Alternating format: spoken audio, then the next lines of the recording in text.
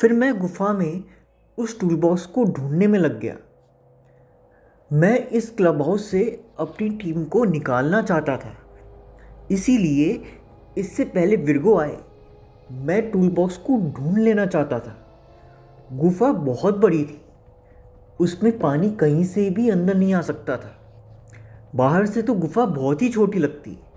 मैंने सोचा कि यहाँ से कोई रास्ता तो क्लब हाउस की तरफ जाता ही होगा, मुझे पता लगाना चाहिए।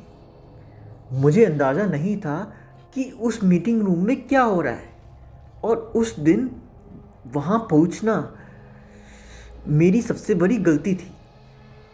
मेरी ही गलती की वजह से आज तुम सब भूल चुके हो क्ले। भले ही कोई और चाहता था मुझे वहाँ पहुँचाना। मैं बताता हूँ कि कैसे मैं उस मीटिंग रूम में पहुँचा। मैं जब गुफा में टूल बॉक्स ढूंढ रहा था, मुझे अचानक खिड़की के पास से आवाज़ आई, और वो खिड़की पहले थी ही नहीं। मेरी फिर नज़र एक परछाई की तरफ गई। उस खिड़की के पास कोई था। मैंने फिर बुलाया ज़ोर से।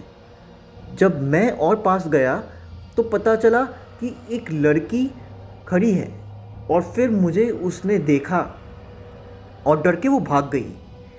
मैं फिर खिड़की के बाहर देखने लगा और फिर उस लड़की को इधर उधर ढूंढने लगा।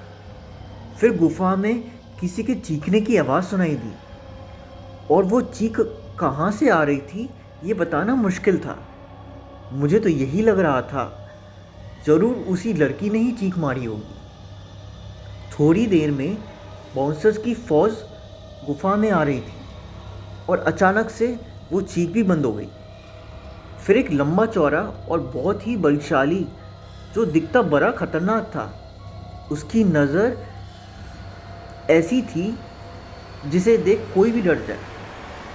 फिर मैंने देखा विर्गो भी उसी आदमी के साथ आ गई, और बहुत बड़े बड़े खतरनाक दिखने वाले लोग आने लगे। मैं समझ गया, ज़रूर क्रिएचर्स हैं ये सब। लगता है मीटिंग रूम ज़रूर इसी गुफा के आसपास होगा। फिर विर्गो ने मुझे बताया, यही बॉस हैं। जैसे ही हमने चीख की आवाज़ सुनी, हम सब यहीं आ गए। अब बताओ, तुमने चीख क्यों मारी? विर्गो, मैं नहीं, कोई लड़की थी यहाँ। ये चीख उसी ने मारी है। फिर बॉस ने हुक्म दिया सबको, ढूंढो और देखो इस गुफा में कौन सी लड़की है।